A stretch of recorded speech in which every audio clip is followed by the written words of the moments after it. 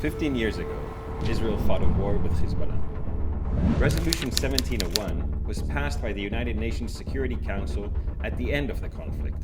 It included a list of steps that Lebanon should take to exercise its authority over its territory and oust Hezbollah, as well as measures to avoid the reignition of hostilities. Joining me today is Ben, a major in the Israeli Defense Forces International Law Department. He will tell us what Resolution 1701 mandates, and we will jointly evaluate how or whether it is being fulfilled. Thanks, Shefler. Resolution 1701 was passed by the Security Council in an attempt to ensure that Lebanon exercises its sovereignty and to ensure that no hostilities are renewed. For example, the resolution calls for an area free of any armed personnel, assets and weapons other than those of the government of Lebanon or of UNIFIL.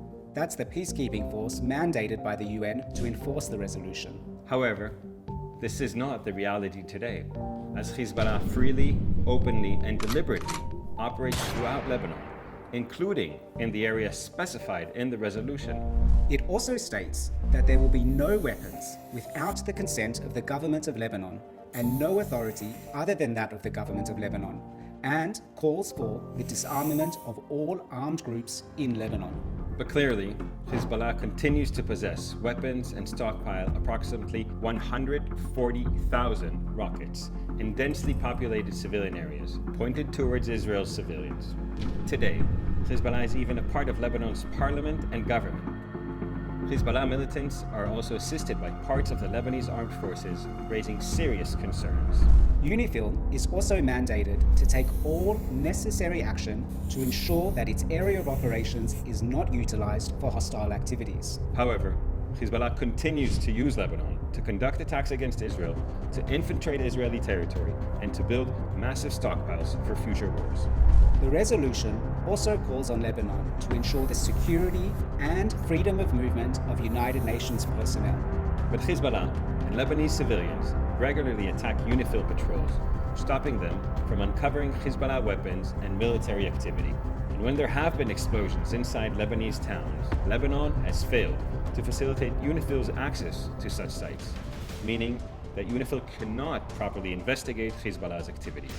The resolution demands that Lebanon secure its borders to prevent arms from entering Lebanon. But Lebanon has not stopped missiles and other weapons from coming in through Syria and Iran to add to Hezbollah's stockpile.